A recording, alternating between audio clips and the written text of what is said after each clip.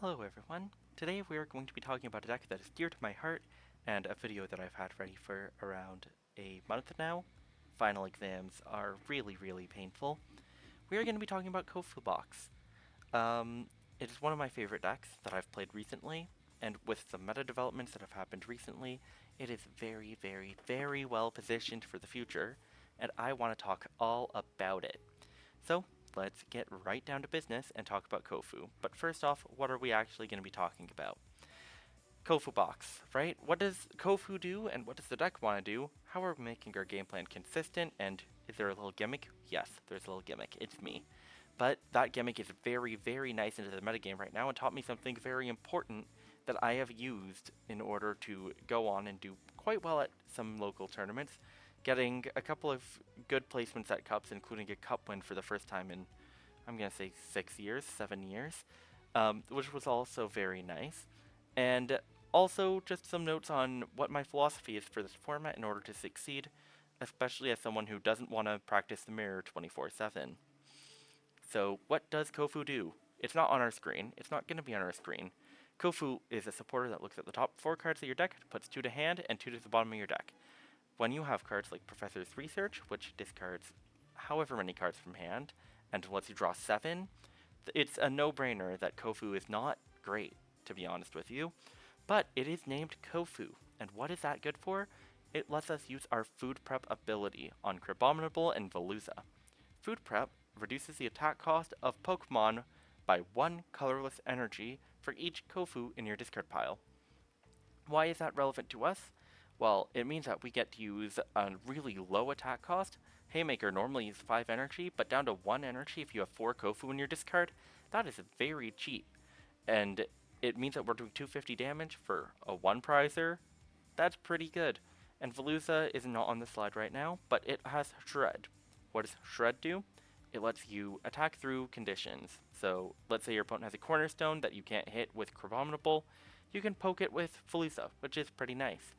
And Veluza is also a basic, so it gives you an early game attacker, but we'll talk about that in a little bit. And so that gives us a lot of deck space for fun, gimmicky stuff, and good damage ranges overall. 250 knocks out a lot of really big basic Pokemon. Let's think about the cards that have been good in the metagame recently. We have Iron Hands, we have Roaring Moon kind of, but sort of, but not really, but I like it. We have Gouging Fire. What other things do we have? We have a couple of other good cards, right? We got the Iron Hands with the Miraidon. We have Terrapagos, Terrabox. Oh my goodness, your Terrabox matchup. Ooh, 250 is such a good number there. And also, you just one-shot Fez. Fezandipiti, you know, the card that every deck runs 1 copy of. Yeah, we one-shot that, which is amazing. But the condition of getting 4 Kofu in your discard is pretty high. How are we tackling that? A lot of items and a couple of good abilities. So we have discard supporters. We have Carmine, discards 5 cards, discards whatever from her hand, draws 5. You use it on the first turn of the game, that's good speed. Squawkabilly EX, discard your hand, draw 5, draw 6. That's a good speed ability. Boxed Order. So this is what I mean when I say we're going to address Veluza in a little bit. Boxed Order ends your turn, but lets you search your deck for 2 item cards. And some of our items are really good. We run Ultra Ball, which technically helps get rid of cards, but let's talk about the key 2 items that are out right now that makes Kofu-Box way better than ever before. First off, Miracle Blender. Miracle Blender lets you search your deck for 5 cards and discard them. So you can discard 4 Kofus, you can discard Boxed Orders that you don't need in your deck anymore. You can discard Reserved Ticket. I'm going to talk about that in a second. You can discard any card that you can't use anymore and 4 Kofus very easily. And that means that we get all of this room for gimmicky stuff in the deck list, and I love that. What if you prize a Kofu, though, or your Miracle Blender? What are we going to do? Well, we run Reserved Ticket. It is a new card that came out not too long ago. I say that as though we're not going into pre-release season for Destined Rivals. But it lets you take your prizes, count them, shuffle them to the bottom of your deck, and put down new prizes, the same amount that you had before, but brand new. That gets your Miracle Blender or your Kofus out of your prize cards, back into your deck, and random cards go in there. Even if you put a Kofu from your prize card out, and you think you might put some Kofus back into your prize cards, you're statistically more favored, 1, And 2, you can run multiple reserve tickets in order to make those odds really, really low, which is something that I love to do. So now that we know that the crab can hit hard and we can do it pretty reliably, how are we going to deal with that gimmick and how are we going to deal with that card text on Crabominable? Crabominable says that you can't attack with Haymaker next turn. Well, did you know that effects like that reset when your Pokemon moves to the bench? Well, they do. So we're going to use Pecharunt EX. Once during your turn, you can switch in a bench Dark Pokemon to the active. It'll poison it, and you can't use the ability more than once, but that puts Crabominable to the bench. That resets Haymaker. You can use that attack again. Great news. So what Dark Pokemon are we going to look for? Well, there's 2 options that we have that have free retreat, which is a good way to reset that attack effect without using any items or supporters, and it keeps our deck streamlined and keeps resetting Haymaker on the field at all times. Pecharunt also acts as an anti-stall tech. I know that Sob is one of the best attacks in the game, as is Corner from Maractus. So Sob is from Wellspring Mask Ogerpon. That attack single-handedly has carried me to many a victory, so having an answer to it is pretty nice. And those 2 free retreat options are pretty cool. So what one are we going to use? We have more Peko, which can retreat for free and has an attack for 2 Dark Energy. 2 Dark Energy, that means utility is low. I do not care about it. Let's get funky. From Prismatic Evolutions, there is a new Sneasel with free retreat. That means that it can retreat without any energies. Subjugating Chains does not count as retreating, and that will reset our Haymaker effect. So now that we know what our free retreater is, why am I saying that this deck list gets gimmicky? Well, because Sneasel is not the only dark Pokemon we can swap into. What if we evolve it? Weavile. Weavile has the ability Assaulting Hunt. Once during your turn when this Pokemon moves from your bench to the active, which includes through abilities such as Subjugating Chains, you may switch in one of your opponent's bench basic Pokemon to the active spot. What do I mean when I say switch in? I mean boss's orders, or Pokemon Catcher, Prime Catcher, whatever funky effect you want to think of. You choose the Pokemon, which means that you have targeted removal every Pecharunt use when you are resetting your Crabominable's attack, which is awesome. And 1 energy retreat is pretty high, but we're in reset board, so we don't really care. That means that every turn on field, we can guaranteeingly have a boss's orders effect in order to bring in one of my opponent's bench Pokemon and knock it out. Those Fezandipitis will never last more than a turn. All of those 2 prizers that I was talking about, all gone. It's amazing. So what are some of the lessons that I learned from playing this deck? Like, the engine's pretty gimmicky, it's pretty linear, I don't run any regular boss's orders. What is really key about this? Gust is really strong, making your opponent's field a lot worse by getting targeted removal on all of their key pieces is amazingly strong, and being able to answer Fezandipiti as much as possible is incredible. Now, mind you, beefy 1-prizers are really hard to take down, but there's not a lot of decks that are beefy and 1-prizers, so we're pretty okay with that. And I also noted that your turn 1 really matters. Budew against this deck can pretty much completely stop you from playing the game if you don't get a good turn 1. So your ability to properly manage that is really good. You can either go faster or you can be prepared to play a really slow game. Through decks like Terrabox with 4 Crispins and those Noctowls, you're good to go way faster and just completely outpace your opponent. Or you can slow roll with something like Blissey, a deck that I'm actually going to make a video on later on. Not the Tank Blissey, but Aggro Blissey, you'll see. But you can either go way faster, or you can go slow and beat your opponent at their own game of going slow, slowly setting up, and trying to beat you over like that. Unfortunately, most decks are better engineered to do that, like Dragapult and Gardevoir, but sometimes you can go way faster with something like the Raging Bolt deck that Christian Labella used to win the Milwaukee Regional Championships, and you should be pretty okay. You see these 5? Zacian with that Iron Valiant deck, Terapagos with all of its Terra Pokemon friends, Iron Hands, a deck that relies on Joltik to set up, which means that if you can Gust remove their Iron Hands, Miraidon, or Pikachu, they are running out of attackers way faster than you are, and you can completely outpace them and take over a game. Gouging Fire is another tanky deck that sets up pretty quick, but you can just outpace them, have lower prizes, and do good damage, right?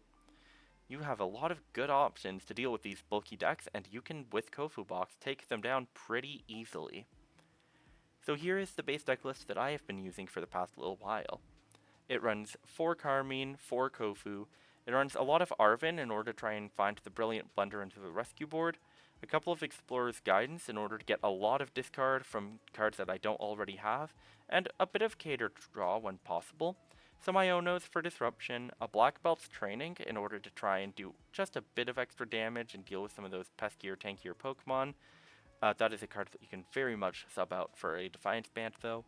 4 Pokégear to try and find your supporters, 2 Redeemable Ticket for Boxed Order, the Miracle Blender, get your stuff out quick. 4 Night Stretcher, you're discarding a lot of cards, let's get them back, as well as Super Odd for the same reason. Because you have Arven, 1 Earthen Vessel to help you find your energies is always nice. 4 Pokeballs, unfortunately there's no Crabrawler with 70 HP, so Buddy Poffin's out of the question. And 4 Water Energy, since we only need basic Water Energy. The Pokemon really quick. We have 3-3 Crabominable, our main attacker, our main engine, but we don't need that many on our field, and we have a lot of basic Pokemon, so let's not worry about it too much. 2-1 Weavile. It's all you really need, and you mainly use it for the reset anyways. 2 Veluza for your nice shred attacks, and 1 Fezandipiti, best card in the game, draws you 3 cards when things are knocked out, pretty good. Also another alternate target for Pecharunt if you're against Sob, which is nice. Squawkabilly, discard draw, and Pecharunt for your switching stuff in order to activate your Weaviles. You prefer to go first with this deck so that you can use your Carmines, your Boxed Order, all of that before you get item locked and while you still have the ability to. And then after that turn, you can really work with whatever you got. So that is the quick base deck list. However, there's a lot of things you can consider in this deck list. I've said it's a gimmick. Run Boss's Orders and Countercatcher if you want to be a bit more serious about how you play this deck. For the same reason, Morpeko over Sneasel is nice because it has 70 HP, so it's something to think about. Because we only need 1 Water Energy for most of our attacks, if we want to run a Luminous Energy, which can let us attack with our Weavile as well if need be, it'll also let us Monkey Dory. Monkey Dory is really nice against Dragapult for getting your numbers a little bit closer, and with that 1-off Black Belts, you're able to hit your numbers very easily. Hitmonchan and Maractus are both very nice options that you have available to you, because they are relatively tanky Pokemon that will knock out Badoos when they take damage. Hitmonchan will always automatically knock out the Badoo when you take damage, whereas Maractus has to sit there for a while, but that corner attack, being able to stall turns as you set up, is always nice. Hawlucha is a nice consideration as well, because you're doing a lot of bench sniping, being able to hit something for just 10 extra damage is sometimes all you need to hit the perfect numbers. So, it's a good thing to think about. Abra is another alternative Pokemon that you can use in order to act as a reset for your Crabominable's attack, but it's 50-50. I don't think it's that great, to be honest with you, but it's an option. Callbell helps you get your Kofus and whatnot turn 1, which is worth it thinking about, but not really. The TMs, TM Crisis Punch and Devolution, are really okay right now, because you can use them for free if your Kofus are gone. That being said, they don't honestly offer you all that much, and normally your opponent is going to try and win the game in one fell swoop at the end of the game, so Crisis Punch won't activate with my current list. So, I would advise against them for now. Vengeful Punch is pretty okay. It does pretty okay recoil damage, and sets up for Crabominable. Defiance Band, good for number fixing. Gravity Mountain, good for number fixing. Pokemon League Headquarters, you don't use a lot of basic Pokemon for attacks, so being able to increase your opponent's attack costs can potentially shut down things like Buddy a little bit faster, and it gives you a counter stadium, because we don't run one of those yet. So, that is our consideration list, and that is all I have time for you today. I do want to thank you all very much for listening in, and I'm sorry for being a little sick and for kind of running a little bit all over the place, but I do want you to know that this deck over here offers some really nice insights into the format. Your ability to deal with those big basics very reliably and punish those decks that are trying to set up pretty slowly but still faster than something like Dragapult, like the Joltik box deck that has popped in popularity very recently, or to counter things like Raging Bolt, which have a lot of stage 2s needed to set up, but normally attack with 1 prizers against decks like you. You can use things like the Weavile and some creative deck thinking in order to really count on being either a little bit behind or just on pace in order to use some cheap attacks that are easy to set up, easy to use, and do a lot of damage to your opponent's field and economy, on-field economy, and deck economy. Why did I say economy? Probably because I've been watching Counter-Strike. Ignore me. But yeah, you can really outmaneuver your opponent by using less resources, getting more mileage, and really just setting up for success right off the start. Thank you very much for listening. I'm sorry for rambling a little bit. I would love to hear some feedback. Again, I'm in a temporary setup. You can ask if you want. If you do want to ask, go join our Discord below, or you can go and follow us on Twitch or YouTube or whatever other social you find me on. But yeah, it is lovely to hear from you all, and thank you for listening.